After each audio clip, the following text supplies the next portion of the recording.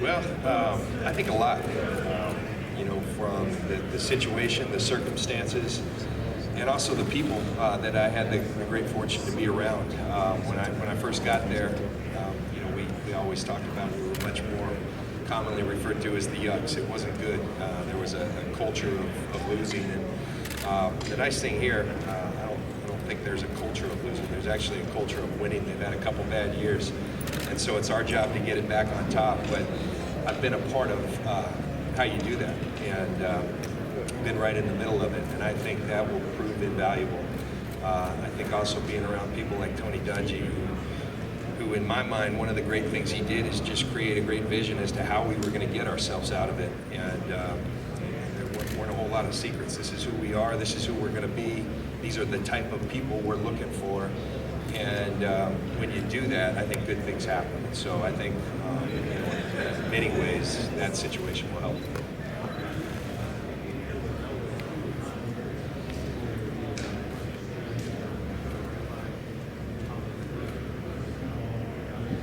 Well, I came one time.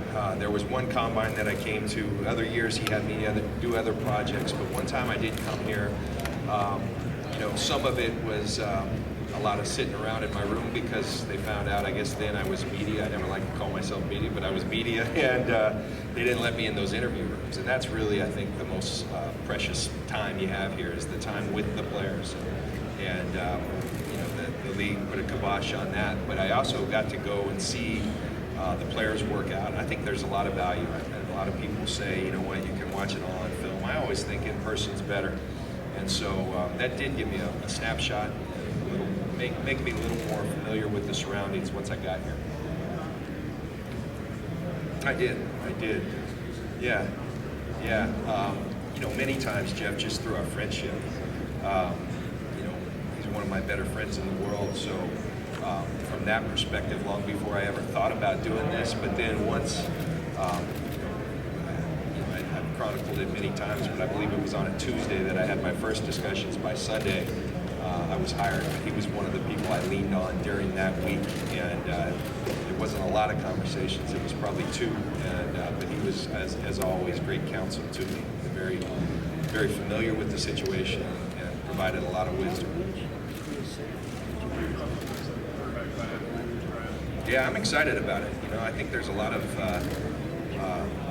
different opinions, as there always will be. But we had an opportunity to.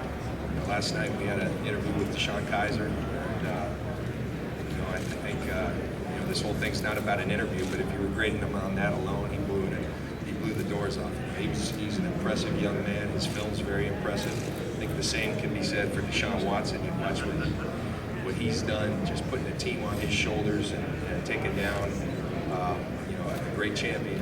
And so Trubisky, Holmes, I think it's a very talented draft class at that position, one we're very excited about, those guys. And look, there's, you talk about, I don't think you need to be too transparent to realize that's a position we're looking at. We don't have any. And so that's a position that's a big focal point of our preparation right now. And this week's a big part of that.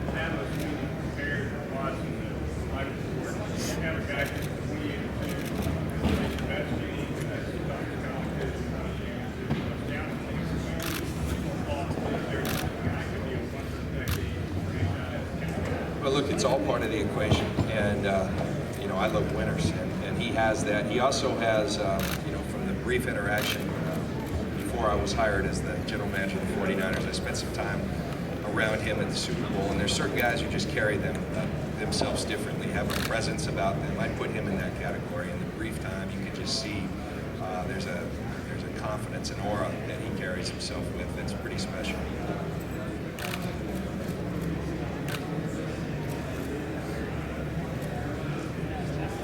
Roy, we're looking at all options right now. We really are, and I think we have to. So free agency is something that we're examining a lot of guys.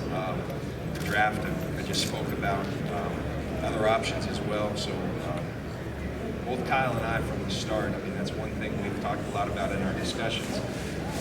I'd love to tell you that strong safety, free safety is that position you have to have, and I believe it's important, but the quarterback position is one you have to hit on, and we're looking to do that.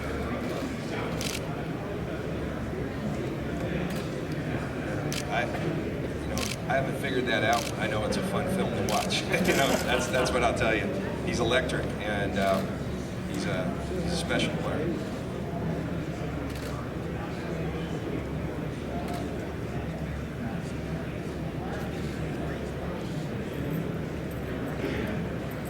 Well, I think from a bunch of different perspectives. First of all, I grew up a quarterback. I went to Stanford as a quarterback, so I think that always helped me as a player. It helped me as a broadcaster. And as a broadcaster, one of the great things you did every week is you did production meetings, and each and every week that meant sitting down with quarterbacks. And so I think that gave me a much better understanding of the DNA of the ones that are successful, and maybe some of the shortcomings of the guys that haven't proven successful in this league. And I think gave me a great vantage point of that. I think you take all those experiences. I also have a head coach. We have a head coach in Kyle that I think is masterful at getting the most out of his quarterbacks, and this year was a great example of that.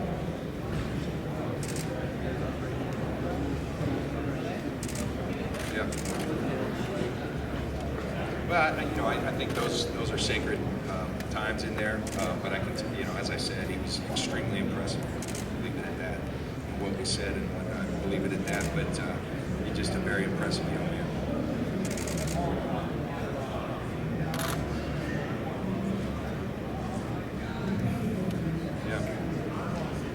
Yeah, Carlos is a guy. When you first come to, one thing Kyle and I said from the start, the first thing we need to do is really study and get an inventory on what we have, and the process for doing that. We watched a lot of film together, and Carlos was a guy we're very excited about. I think Kyle has an ability to maximize the skills of running backs, both in the run game and the pass game, and I think Carlos fits that mold, and we think he's got a lot more. He's had nice film. We think he has a lot more in him, and we're excited to try to pull that out.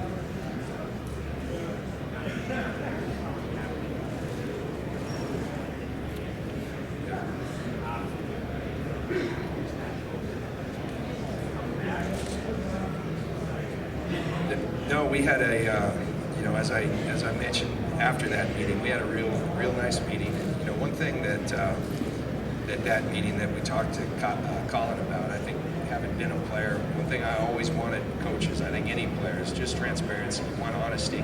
And so that's what we were with Colin, and he was back to us. So there was a great understanding, and I think we both agreed that under the current construct, it wasn't going to work out. But we said, let's not close the door. We had some good jokes. I mean, once he was gone, we weren't going to have anyone, and so obviously, yes, as he hits free agency, that's something that will keep our eyes open, and we want him to keep us in mind as well. So it's something that left that door open in a very real and positive way.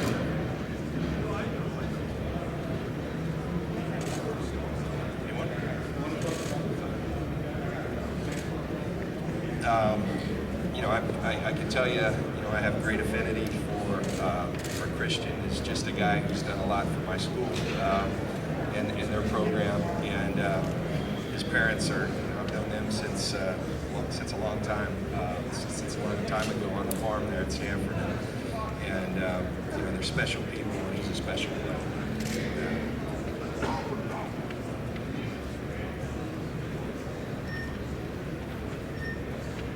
I think that's one of the challenges we're dealing with, and this whole league's dealing with. To be quite honest, it's tough at times to, for instance, with receivers, there's not much of a route tree. They run a couple things, and that's one of the challenges that this whole league's facing right now, is that, the football being played from the high school level to the college level, it's a different brand of football than they're going to be asked to play. So I think the word project is an apt one, because that's exactly what you're doing. You're projecting. You aren't seeing a lot of the things that they have to do. So you have to come up with ways to try to do just that. Project. How would they fit doing this? And that's a challenge for everyone.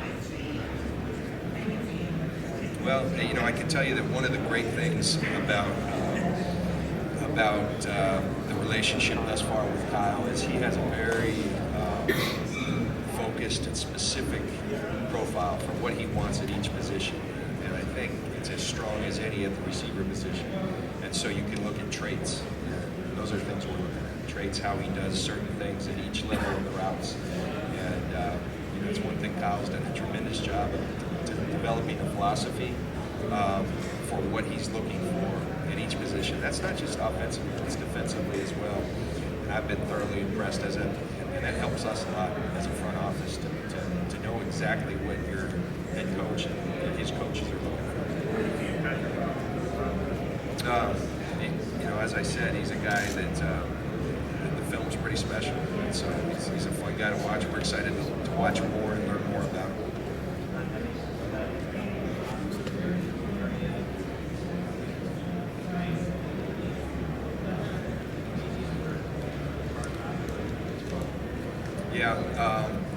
I think one of the encouraging things, I think offensive lines are tough to build in this league, and you turn on the film and there's a lot of exciting things to see with an offensive line.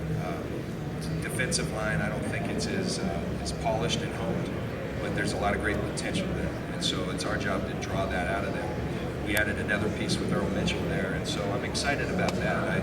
I'm a firm believer, even though I played in the back end and we've talked about quarterbacks, that a lot of football, to me, it's won and lost up front, and so that makes me feel good, that we feel pretty good about that. We need to get better, but we feel it's not, I think we're further along than a lot of teams are in this league at those two position groups.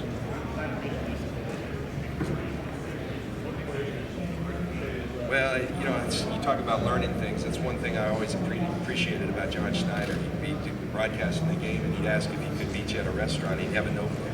He's taking notes, and so you understand when you look at John Schneider and what he's built in Seattle, why.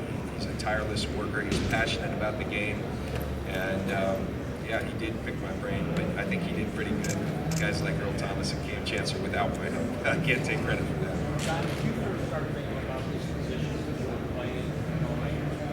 If I was running the game, I think Shanahan should go after this guy, or that type of thing. Yeah, Shanahan didn't listen much when I gave suggestions, but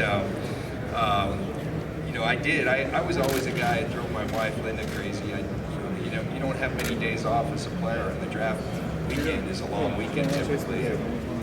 I always would spend 6-7 hours watching the draft, watching the 5th, 6th, 7th round, and she'd be going, really? And I'd say, this is so. I didn't think about it like that, but I'd try to do my own mock in the 4th round, and it was something I'm a football junkie, and so that was something that interested me.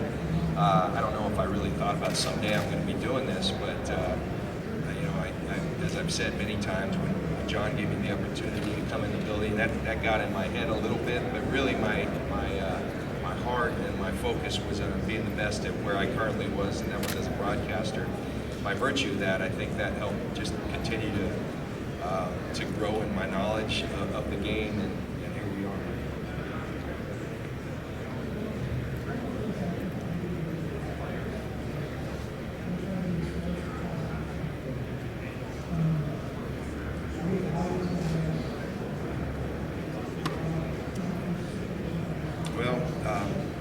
Even though I was watching the draft, I wasn't going to the office at 5:30 and leaving at 9. I was just showing up and kind of picking it, based on what I had heard. And so now, obviously, much more in-depth look at the players, because this is my job, really, and this is our job. And fortunately, I've got a lot of talented people around me, and fortunately, I'm really enjoying the process. Just like playing, I think the most positive thing about this, just like playing, it never felt like a job. This hasn't felt like a job. It's a monumental challenge, but it's been fun. I've had a blast in this last, whatever it's been, a month or time, going about that process.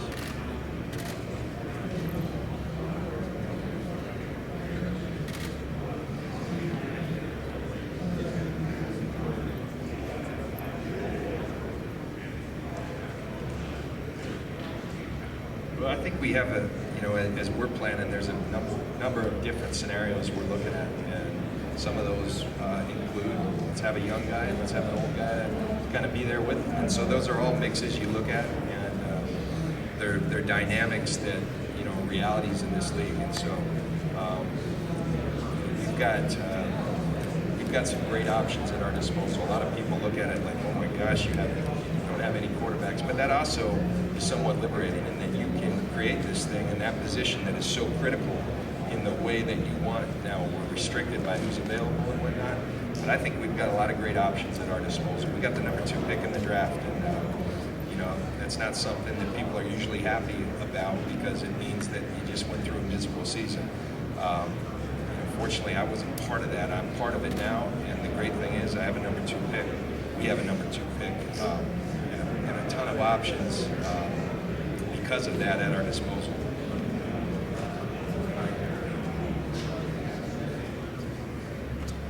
Yeah, you know, I think I got a note today from somebody over there. He measured over 6'2", so he made himself some money today, I promise you. But he's, you know, you can see, just like the other guys I talked about, why people like him. He grows on you. The more you watch him, the more you like him.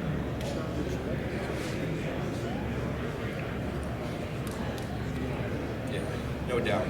No doubt. And, you know, it was a quick decision-making process, but a couple things came into play. You know, number one, the dynamics of where they were at. You know, the fact that I like challenges, and it's down right now. But Rick, I knew full well. I played at Stanford when they were in their heyday. I happened to have the opportunity to play for 2 coaches who had been a part of that, in Denny Green and Bill Walsh, and even further on, you know, with Mike Shanahan, who's been a big part of the 49er way, the 49er standard, and so that always meant a lot to me. And you know, guys like Ronnie Lott are idols of mine, and so I know what the way they played and the way they went about it. This is an iconic organization. It's fallen on some hard times, and my attitude is how great it's going to be when we get it back to where it should be.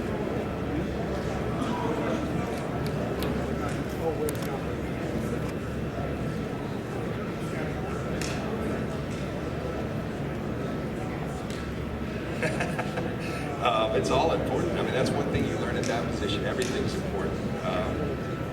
You know, as Kyle and I look at it, you know, I think that's been one of the great things as we sit down and look at film. I've got my perspective on how you judge a quarterback from a different perspective than his, and he's got his. Now, they marry in many ways, but I think that's been a great part of this relationship thus far. And it doesn't just stop with Kyle and I. There's so many people. It's taken in so many different perspectives and thought processes as to what makes a great quarterback. Look, there's some traits that we all know go into the makeup of a great quarterback. Kyle talked about it yesterday. You know, how quick can you process information? I think that's about that's a critical factor at that position. The great ones do that extremely well. There's obviously physical traits, and those are obvious, I think. But that's been fascinating. It's a fluid process, and we're having a blast attacking it.